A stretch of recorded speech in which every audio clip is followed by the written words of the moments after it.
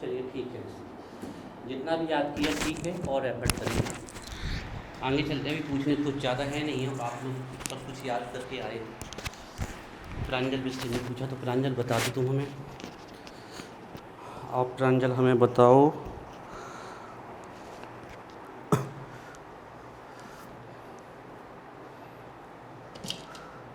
Who state oxygen help in combustion?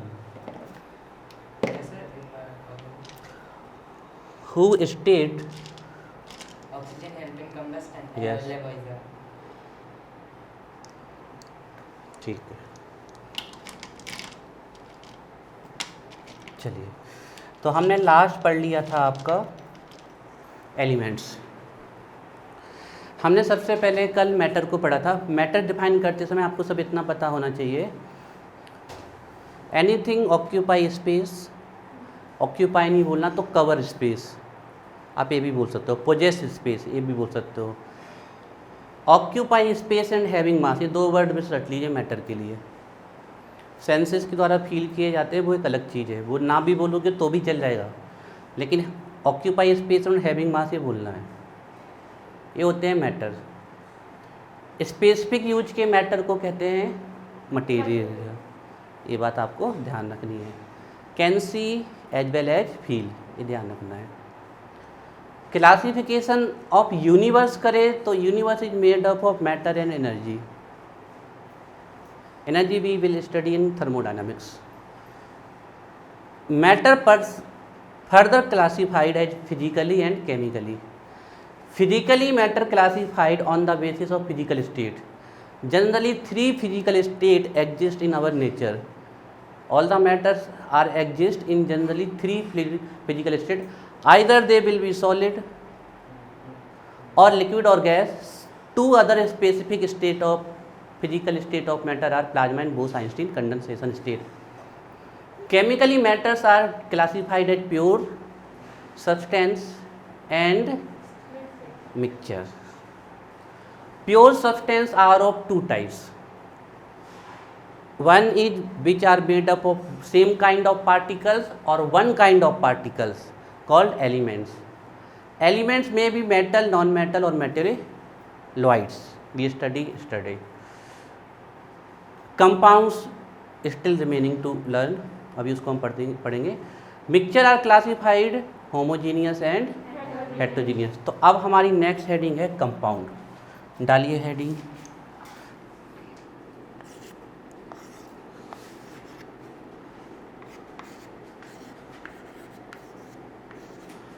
Compound. देखिए ध्यान से देखना है आप लोगों को। जैसे कोई कह दे H2 क्या है, आप कह दोगे एलिमेंट है, कोई दिक्कत नहीं।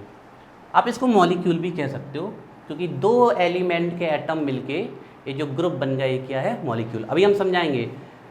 अच्छा, जैसे CO2 पूछ ले तो बताओ ये क्या है? CO2 मॉलिक्यूल है क्या?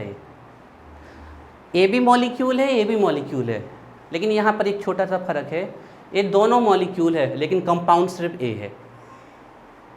जब डिफरेंट एटम्स फिक्स्ड रेशियो में कंबाइन होने लगे, फिक्स्ड, दुनिया में कहीं पे भी कार्बन डाइऑक्साइड बनेगी, उसका फिक्स्ड रेशियो है 1:2, कार्बन 1 पार्ट, ऑक्सीजन 2 पार्ट। चाहे वो हम रेस्पायरेशन की थ्रू उसको एक्सहेल कर रहे हैं, चाहे कार्बन बर्न करके बने, चाहे मोटर व्हीकल से बने, चाहे कैल्शियम कार्बोनेट को हीट करोगे तो भी CO2 निकलती है, कहीं भी निकलेगी उसका रेशियो क्या होगा? 1:2। तो ये दोनों ही मॉलिक्यूल है, लेकिन सिर्फ एक क्या है, इट इज मॉलिक्यूल भी और ये कंपाउंड भी है। तो कंपाउंड को आज के बाद आपको पहचानने में बिल्कुल दिक्कत है। दुनिया का कोई भी फॉर्मूला लिखा हो, सीधे कंपाउंड, क्योंकि कोई भी फॉर्मूला होगा तो उसमें एलिमेंट्स का रेशियो क्या होगा? फिक्स होगा। कुछ भी, वाटर कंपाउंड, ग्लूकोज कंपाउंड, नमक कंपाउंड। हालांकि नमक को फॉर्मूला भी कहते हैं, वो आगे की केमिस्ट्री में बताएंगे क्यों फॉर्मूला कहते हैं उसे। कोई भी फॉर्मूला लिखा मिले आपको, C6H12O6 कंपाउंड, ये मॉलिक्यूल भी है लेकिन कंपाउंड भी है। लेकिन अगर आपको किसी मॉलिक्यूल्स में सिर्फ एक प्रकार के एटम दिखे तो ए मॉलिक्यूल है, और वन काइंड ऑफ मॉलिक्यूल से मिलके बना है, इसलिए एलिमेंट भी है। केमिस्ट्री समझनी पड़ेगी। अब एक बच्चा बोले सर ये एलिमेंट है, हम कहेंगे यस। दूसरा बच्चा बोले मॉलिक्यूल है, तब भी आंसर है। ये ऐसा एलिमेंट है जो वन काइंड ऑफ मॉलिक्यूल से मिलके बना है, एक ही प्रकार के मॉलिक्यूल। लेकिन जो आयरन है ये ऐसा एलिमेंट है जो वन काइंड ऑफ एटम से मिलके बना है, एक ही प्रकार के एटम से, क्योंकि इसका फॉर्मूला Fe2 थोड़ी है। अब ये फॉर्मूले कैसे डिसाइड होते हैं? इस बेस पे डिसाइड होते हैं कि कौन सी चीज़ किस फॉर्म में नेचर में एग्जिस्ट करती है। हाइड्रोजन इसी फॉर्म में नेचर में एग्जिस्ट करती है, तो आपको H2 ही लिखना पड़ेगा, H नहीं लिख सकते, गलत हो जाएगा तुरंत।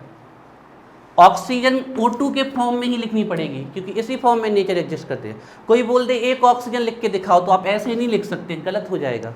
एक ऑक्सीजन लिखने के लिए हमें क्या लिखना पड़ेगा? Half O2।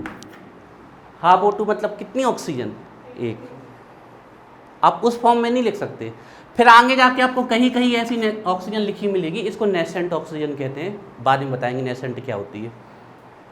तो आप लोगों को आज तक कंपाउंड आइडेंटिफिकेशन करने में दिक्कत नहीं होनी चाहिए। कोई भी फॉर्मूला लिखा मिल जाए वो क्या कहलाएगा? अब कंपाउंड की खासियत क्या होती है? किसी भी कंपाउंड को आप उठा के देख लो, उसमें एलिमेंट डेफिनेट रेशियो में होते हैं, फिक्स्ड रेशियो में। CO2 है तो रेशियो क्या होगा? कार्बन ऑक्सीजन का 1:2।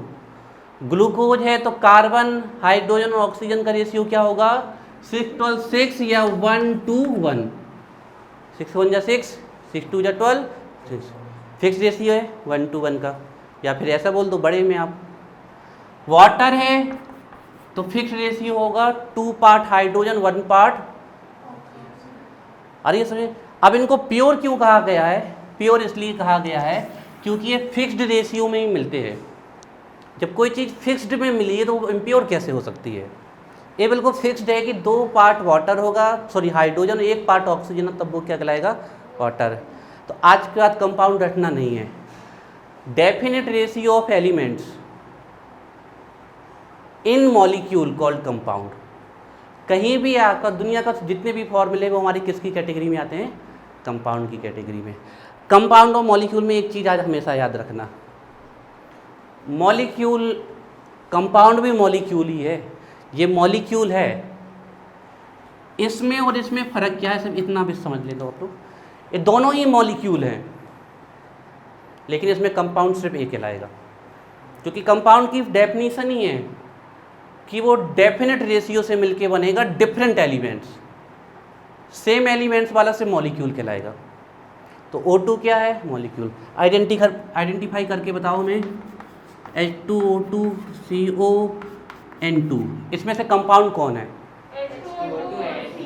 क्लियर? मॉलिक्यूल कौन है इसमें? तीनों हैं। मॉलिक्यूल तीनों हैं, लेकिन कंपाउंड सभी दोनों हैं।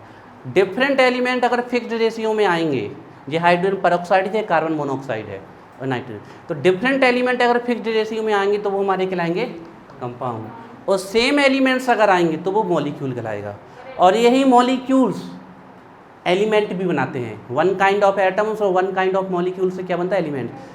ध्यान रखें, किसी भी सब्जेक्ट को अगर बहुत गहराई से समझना है तो उसकी टर्मिनोलॉजी और बेसिक उसका आना चाहिए। हालांकि हमें पता है चीज़ें अभी भूल जाएंगी आगे जाके, लेकिन फिर भी हम बार बार करेंगे तो आ जाएंगी, प्रैक्टिस करते रहेंगे। चलिए तो कंपाउंड्स में लिखते हैं। Matter,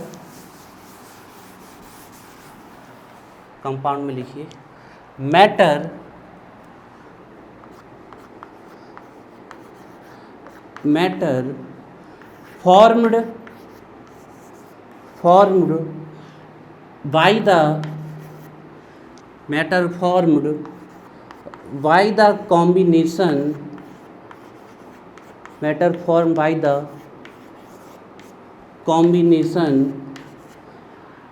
formed by the combination of two TW वाला two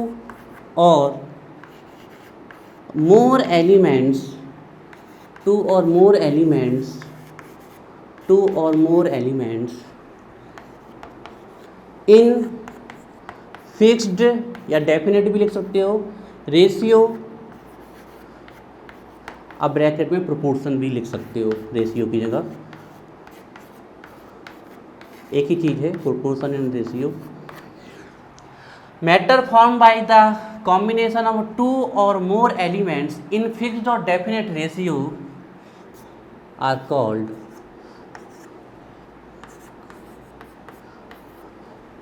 compounds. Is called compound लिख सकते हो, आर कॉल्ड कंपाउंड्स लिख सकते हो, जो आपको अच्छा लगे।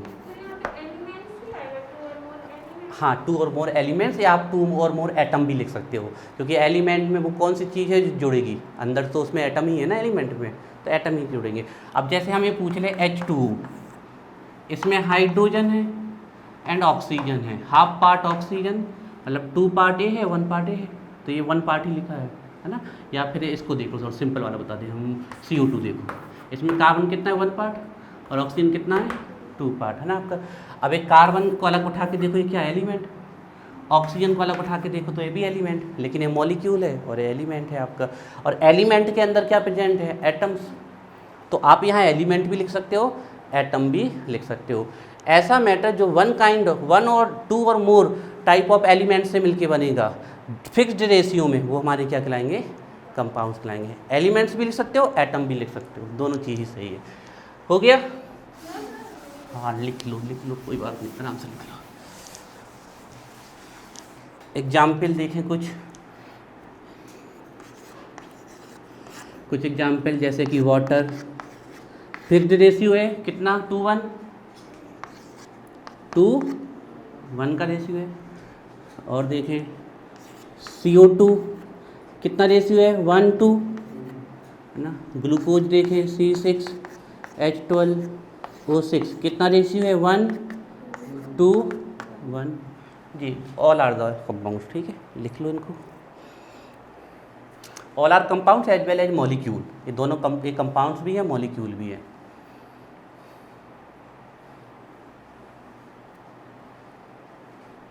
आप देख रहे हो दो एटम से भी दो एलिमेंट से भी बन सकता है कंपाउंड, जैसे कार्बन मोनोऑक्साइड 1:1 का रेशियो है ना। तो 2 एलिमेंट भी हो सकते हैं, 2 से ज़्यादा एलिमेंट भी हो सकते हैं।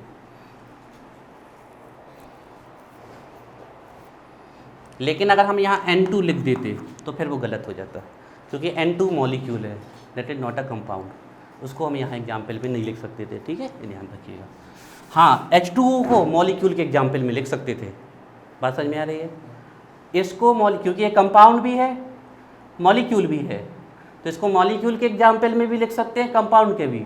लेकिन N2 सिर्फ क्या है, मॉलिक्यूल, तो उसको सिर्फ किसके एग्जाम्पल में लिख सकते हैं, मॉलिक्यूल के एग्जाम्पल में लिख सकते हैं।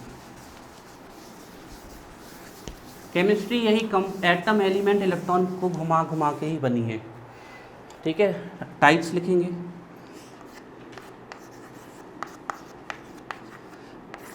टाइप्स में फर्स्ट है ऑर्गेनिक, है ना, तो फर्स्ट हेडिंग बना लेंगे ऑर्गेनिक कंपाउंड्स। आपको बताया था कि स्टार्टिंग में ऑर्गेनिक शब्द कैसे आया था, ऑर्गेनिज्म से। तो ऐसे कंपाउंड जो ऑर्गेनिज्म से मिलते हैं, मतलब लिविंग सोर्सेज से, उनको हम कौन से बोलते हैं, ऑर्गेनिक कंपाउंड्स। हालांकि हमने आपको बता दिया है कि अब ऑर्गेनिक कंपाउंड्स लैब में भी सिंथेसाइड किए जा सकते हैं। पहला लैब में सिंथेसाइड ऑर्गेनिक कंपाउंड का नाम पता है, हम लिख, यूरिया, याद रखिएगा। पहला लैब में सिंथेसाइड ऑर्गेनिक कंपाउंड है यूरिया, ये है डाई अमीनो कीटोन बोलते हैं इसे, यूरिया। फर्टिलाइजर है, अच्छा फर्टिलाइजर है। तो ऑर्गेनिक कंपाउंड्स ऑब्टेन्ड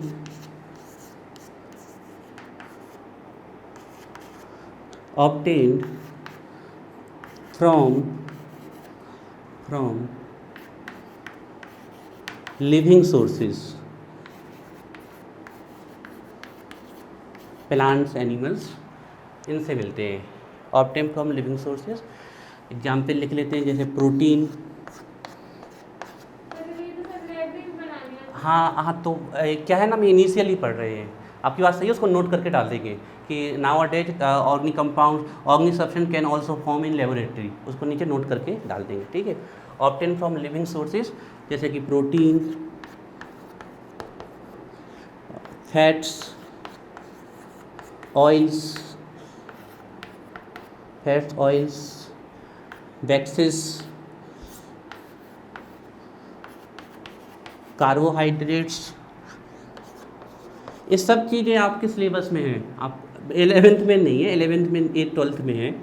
लेकिन आप लोग जब जाओगे ना कॉलेज में, आपको एक खुशी की बात बता देते हैं, वो पर 2 साल बाद मिलेगी। जैसे आप 11th और 12th पढ़ के जाओगे अच्छे से, तो कॉलेज का फर्स्ट ईयर समझ लो आपने पढ़ लिया, अगर नॉर्मल कोर्स करते हो, जैसे बीएससी करते हो। आप लोग तो बीएससी करोगे क्योंकि साइंस ग्रुप से हो, कोई मैथ से करेगा, कोई बायो से करेगा, क्योंकि पूरा सिलेबस, पूरा नहीं तो 70% सिलेबस 11th और 12th का रखा हुआ है फर्स्ट ईयर में। सेकेंड ईयर में भी आपको 30 से 40% 11, हाँ नहीं फिर तो हमने बोला ना कि सिंपल में, नर्सिंग में फिर ये कहाँ पढ़ाएंगे, वो एटम मॉलिक्यूल, वो इंजेक्शन लगाना सिखाएंगे। अब एटम को इंजेक्शन क्या करने हैं उनसे, वो तो ये सिखाएंगे कि हैंड जब इंजेक्शन लगाओ तो हैंड कैसे स्टेबलाइज होना चाहिए, कौन सा इंजेक्शन वेन्स में लगता है, कौन सा इंजेक्शन मांस में लगता है, वो ये सिखाएंगे। वो भी सिखाएंगे कैसे लगाना है, बच्चों को इंजेक्शन कैसे लगाया जाता है, बड़ों को कैसे लगाया जाता है। बड़ों को तो क्या सीधे लगा दो, हमने इंजेक्शन लगा लेते हैं। हमने कॉलेज की तरफ से 2 महीने ब्लड बैंक में इंटर्नशिप की थी, तब बहुत अच्छे से लगाते बन जाता था, अब तो भूल गए। ऑर्गेनिक जे हो गया, ठीक है, एक्सेट्रा। यहीं पर एक नोट डाल लेंगे या हिंट डाल लेंगे,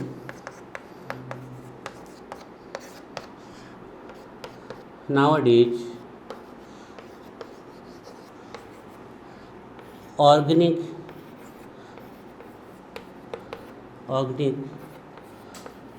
compounds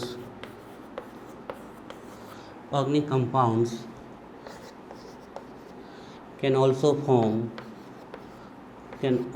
form in laboratory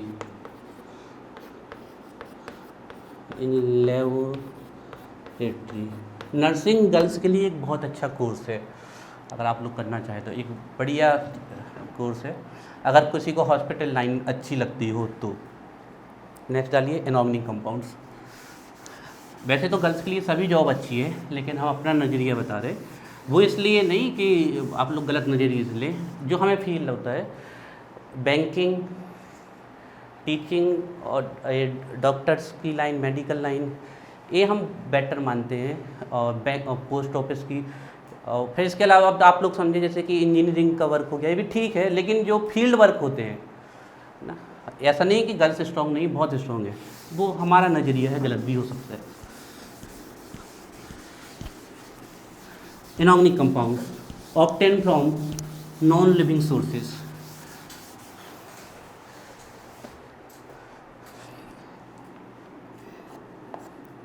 inorganic compounds लिखिए, इनऑर्गेनिक कंपाउंड्स।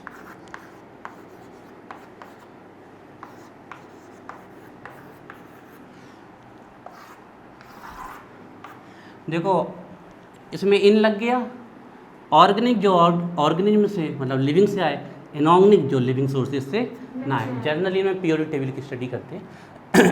चलिए, obtained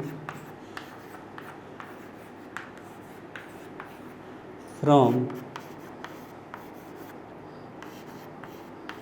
non living sources,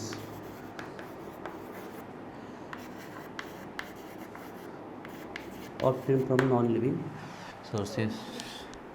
example जैसे कि हम बात कर लें सॉल्ट, NaCl, ये कहाँ से मिलता है? सी वाटर से, है ना, सॉल्ट हो गया। इसके बाद लाइमस्टोन, कहीं कहीं स्पेशल टाइप के हिल पाए जाते हैं, वहाँ से लाइमस्टोन के पत्थर मिलते हैं आपको। इसका CaCO3 के नाम पता है आपको? जहाँ भी CO3 लिखा मिल जाए समझ लेना कार्बोनेट। आगे क्या लगा है? Calcium, calcium carbonate, this is the calcium carbonate. अब इसके कुछ स्पेशल नाम हैं। चूने का पत्थर, this is also called limestone, ठीक है। चौक का फॉर्मूला भी यही है, कोई पूछ ले, चौक या खड़िया बोलते हैं इन्हें, खड़िया बोलते हैं इन्हें। चौक को क्या, लाइमस्टोन। मार्बल जो संगमरमर आता है उसका भी केमिकली फॉर्मूला यही होता है। हाँ हाँ, जो फर्श टाइल्स रखते हैं दैट इज केमिकली वही है। अब जैसे कार्बन, कार्बन क्यूला भी है और कार्बन डायमंड भी है, लेकिन फ़र्क ज़मीन आसमान का है ना। वो डिपेंड करता है स्ट्रक्चर और हाई टेम्परेचर प्रेशर। जैसे तुम लोग ना पढ़ो तो तुम लोग ना पढ़ने वाले लड़के बन जाओगे, और खूब मेहनत करके पढ़ो तो हीरा कहीं चमकने लगोगे। तो वैसे ही तो है तो सभी इंसान, लेकिन कोई चमक जाता है कोई नहीं। तो कार्बन ऐसे ही है तो क्यूला है, नहीं तो कुछ भी नहीं है, ऐसी धूल है, हवा है, CO2 है। वो अच्छा हाई टेम्परेचर प्रेशर पे कार्बन ही क्रिस्टलाइज फॉर्म में चमकदार पत्थर बन जाता है, जिसे आप बोलते हो डायमंड। को आजकल लैब में भी बनाया जा सकता है। डायमंड की वजह से आजकल एक बहुत बड़ी न्यूज़ खबरों में है, कोई बता सकता है? वो यहाँ म्यूजियम बन रहा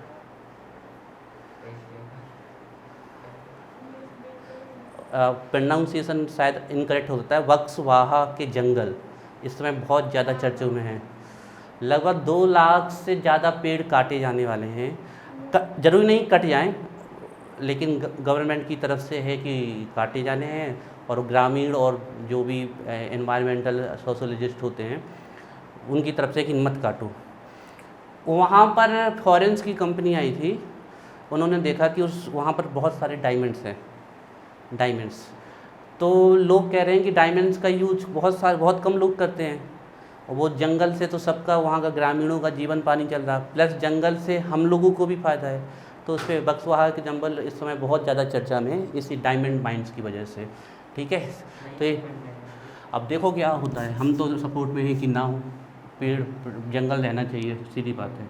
हालांकि सरकार ने एक चीज़ कहा है कि हम जितने पेड़ काटेंगे उससे दुगने लगा देंगे, लेकिन आप सोचो एक पेड़ को बड़ा होने में कितना साल लगता है, वो पौधे लगाएंगे ना।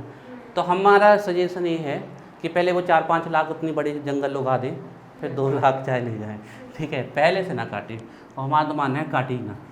ये लो कैल्शियम कार्बोनेट का करने डायमंड को, प्रकृति रहने दो, कैल्शियम कार्बोनेट। और एक चीज़ आपको बता दें, नेचर में जितनी अच्छी क्वालिटी के डायमंड मिलते हैं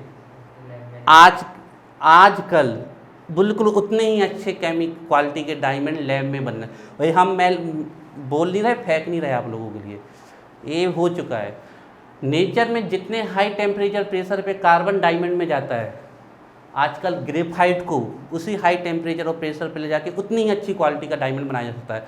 हालांकि लोगों के मन में एक चीज़ बैठी हुई है कि नेचर जैसा डायमंड कहीं नहीं हो सकता है, जो लैब में बनता है वो लैब का ही डायमंड है, नेचर वाला। लेकिन बन जाते हैं लगभग सिमिलर क्वालिटी के डायमंड आजकल लैब में बन सकता तो क्यों जंगल काटा जाए? अब ये हमें नहीं पता, वो भारत में तो वो नहीं है, अमेरिका साइड बनते हैं। आप लोग देखना, न्यूज़ में सुनना, आजकल तो नेट का ज़माना है, जो भी हम बात बोल रहे हैं आप सर्च कर सकते हो, उतनी अच्छी क्वालिटी के डायमंड बन जाते हैं।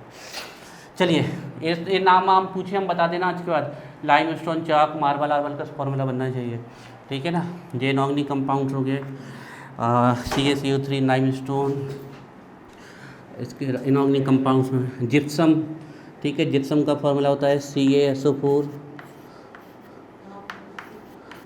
हाफ H2 हो तो वो आपका POP हो जाएगा, प्लास्टर ऑफ पेरिस हो जाएगा, ठीक है ना। CaSO4 × 2H2, calcium sulphate dihydrate, this is gypsum.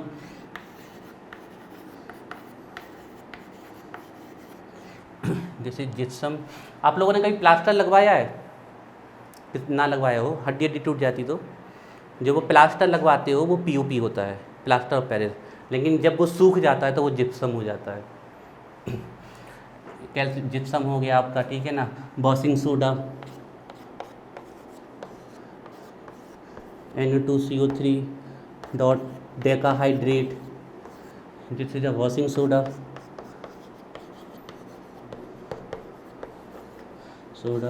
ये सब लैब में बनते हैं, ये सब इसी साल पढ़ोगे आप, वॉशिंग सोडा कैसे बनता है। एलम का फॉर्मूला बताओ, चलो जीनत। पोटास एलम का बताओ। एलम जिससे पानी गंदा होता है तो साफ, क्लोरीन भी डिसइंफेक्टेंट से, नहीं पता। एलम जो ब्लड को कोगुलेट कर देती है, कभी किसी को कट हो जाता है तो वो एलम फेंक लेता है तो ब्लड बहना रुक जाता है। फिटकरी शुद्ध हिंदी बताओ बताओ बताओ बताओ। हाँ, K2SO4 सही है, और आगे बोलो, चलो अब याद कर लो। K2SO4 dot Al2SO4 whole thrice dot 2482। This is the formula of alum और पोटास एलम। एक का है जो तो कछु नहीं है। अभी तो ऐसे फॉर्मूला आने थे, ऐसे चालू होने होते खत्म होने। हाँ बोलो बेटा। ये तो सिर्फ पोटास एलम है, सबसे ज़्यादा यही यूज होती है। क्रोम एलम है, अमोनियम एलम है, आयरन एलम है, एलमी एलम है बेटा। ये पानी को क्यों साफ कर देती है, इसकी पूरी मैकेनिज्म क्लास 12th में है। ठीक है, ये होगा इनऑर्गेनिक कंपाउंड। तो हम कंपाउंड्स खत्म कर चुके हैं। कंपाउंड सिंपल है, आपको ध्यान रखना डेफिनेट रेशियो में अगर एलिमेंट मिलेंगे तो क्या बनेंगे, कंपाउंड। और आपको यहाँ से सबसे ज़्यादा प्योर सब्सटेंस ही याद करने हैं। पूरा जोर प्योर सब्सटेंस, दो प्रकार के होते हैं, एलिमेंट्स एंड। हाँ, यहाँ से ये बात ध्यान देखिए, सबसे इंपॉर्टेंट वही है। आ जाइए, अब हम लास्ट चल रहे हैं, कहाँ पर पहुँच गए हैं, मिक्सचर में। ठीक है ना।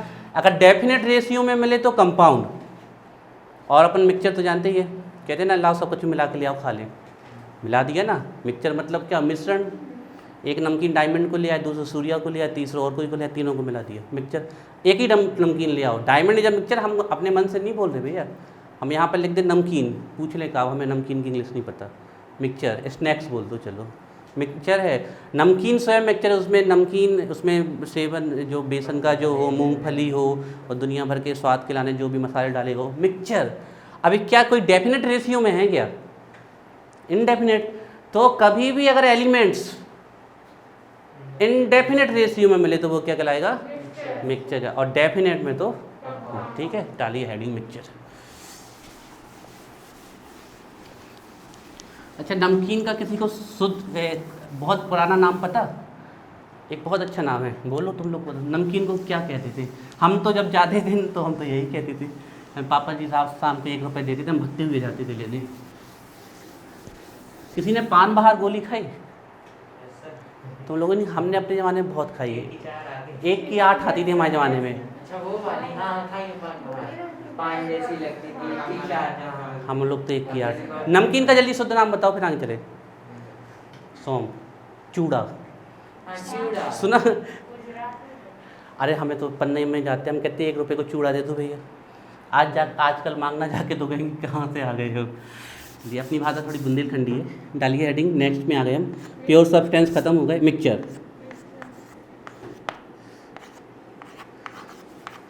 एक बार हम हरियाणा गए, हम हरियाणा में पढ़ने के लिए गए थे, 2 साल तक रहे वहाँ पर।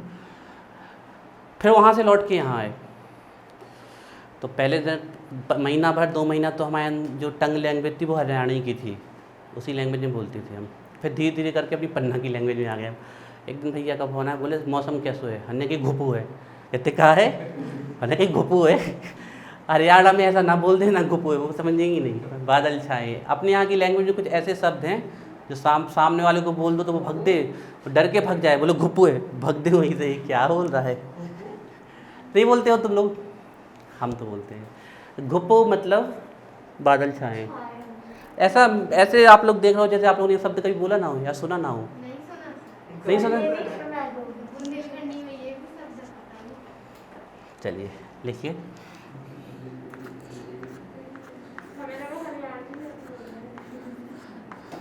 हरियाणवी में आधा सा नहीं बोल सकते हरियाणवी लोग। स्कूल नहीं बोलते, वो स्कूल बोलते हैं, स्कूल। आप कभी भी हरियाणवी लैंग्वेज देखोगे वो लोग आधा सा नहीं बोल पाते, उनकी टंग में सेट ही नहीं है आधा सा। तो वो जो भी सा से शब्द, आधे सा से शब्द आएंगे उसको वो पूरा सा करके बोल, हाँ बोलते होंगे। स्कूल का तो ऐसे है पता है, स्कूल बोलते हैं। ठीक है, चलिए। मैं क्या, हम रहते थे ना तो वहाँ किराएदार रहते थे, वो अपने बच्चों का नाम था उनका हनी, और एक और लड़की थी अंजलि शायद, तो उनसे कहते थे स्कूल के लिए तैयार हो जाओ। तो हमें पता चला फिर वहाँ से मिक्सचर। चलिए लिखिए, अब बातें नहीं करते, पढ़ाई करते। Form by combination of substances formed by combination of substances in any ratio, कोई भी रेशियो हो सकता है, जैसे डेफिनेट नहीं होगा, इन एनी रेशियो और इनडेफिनेट रेशियो।